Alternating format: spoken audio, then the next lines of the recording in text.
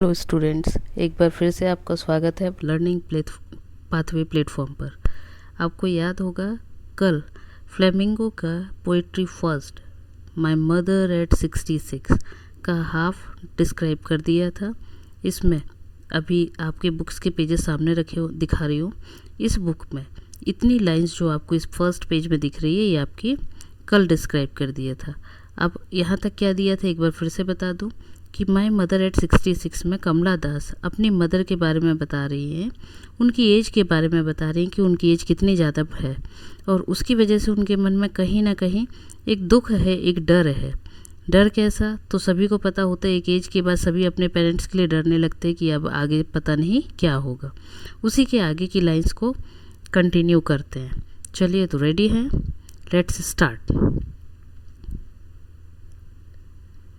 अभी I looked, अभी तक उन्होंने क्या बताया था कि सिक्योरिटी पे चेक हुआ। सिक्योरिटी चेक होने के बाद उन्होंने जब उनकी मदर क्या थी थोड़े से दूर पे खड़ी हुई थी, उसके बाद वो बता रही है I looked again at her when pale as I late winter's moon and felt that old familiar ache my childhood fear.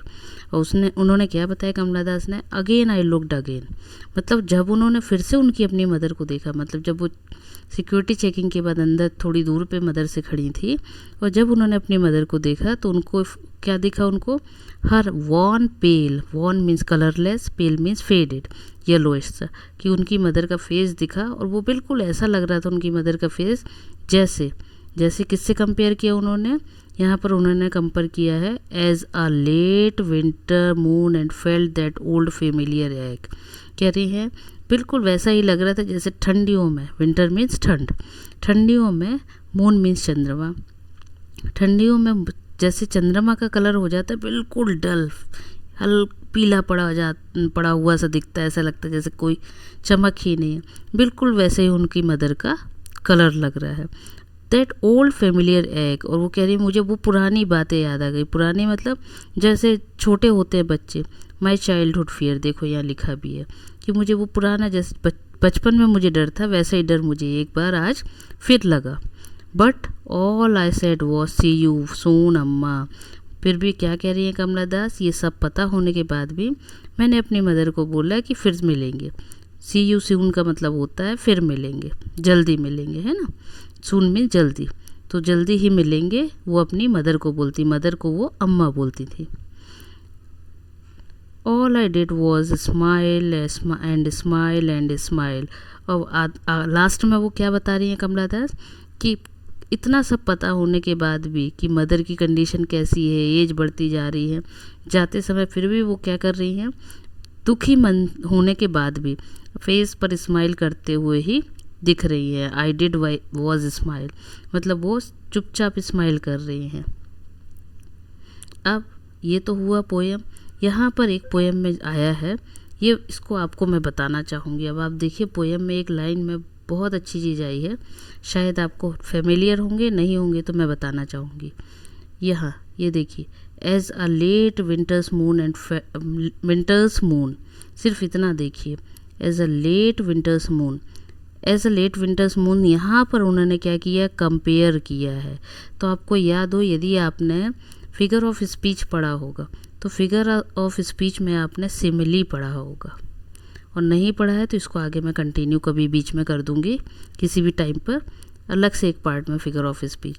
तो सिमिली को इधर शॉर्ट में मैं आपको बता दूं, सिमिली का मतलब होता है, जैसे आपने देखा होगा आप हिंदी में अलंकार वगैरह पढ़ते हैं, है ना, उसी तरह से यहाँ पर भी इंग्लिश में होता है, उसको फिगर ऑफ स्पीच बोलते हैं। उसमें सिमिली एक होता है जिसमें क्या बताया जाता है, एक किसी भी एक को दूसरे से कंपेयर करना, तुलना करना।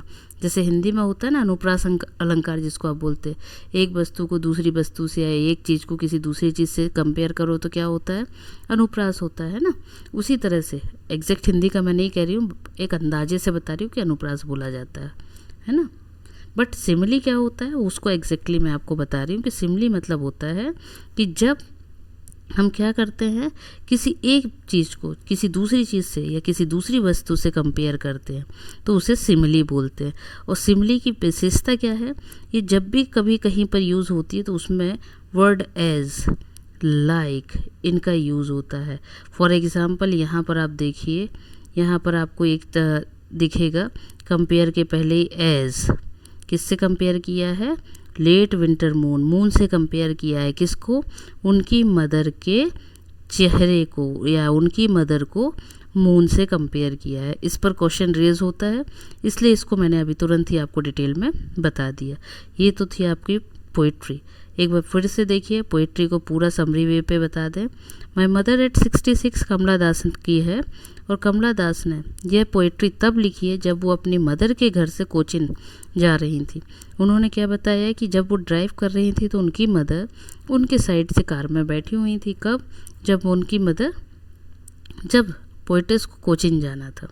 उन्होंने क्या देखा पोइटेस ने, कि पोइटेस जब कार ड्राइव कर रही थी उन्होंने देखा कि उनकी मदर का जो फेस है वो बिल्कुल चेहरा, फेस मतलब चेहरा, वो बिल्कुल कैसा पड़ता जा रहा है? पीला पड़ता जा रहा है। बिल्कुल उनके फेस में कोई चमक नहीं दिख रही है, माउथ ओपन है और चेहरे का कलर पीला पीला हो रहा है। ऐसा लग रहा है जैसे उनकी बॉडी में कोई जान है ही नहीं।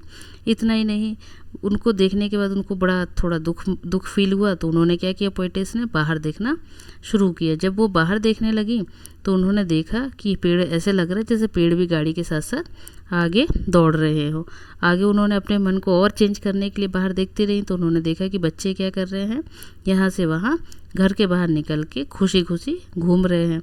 इसके बाद उन्होंने आगे बताया कि वो कहाँ पहुँच गई, फिर एयरपोर्ट पहुँच जाती है और वहाँ पर अपनी सिक्योरिटी चेकिंग करवाती है।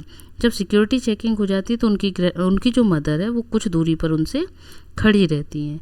इसके आगे उन्होंने इसी पोइट्री में कंटिन्यू करते हुए बताया है कि उसके बाद उन्होंने देखा कि उनकी मदर क्या कर रही हैं। उनकी मदर जो दूर में खड़ी है उनकी तरफ उन्होंने फिर देखा और देखा कि उनकी मदर को देखने के बाद कैसा लग रहा है, बिल्कुल पीला पड़ा हुआ है, कोई चेहरे पे चमक नहीं है, बिल्कुल उसी तरह जैसे कि विंटर ठंड का चंद्रमा होता है।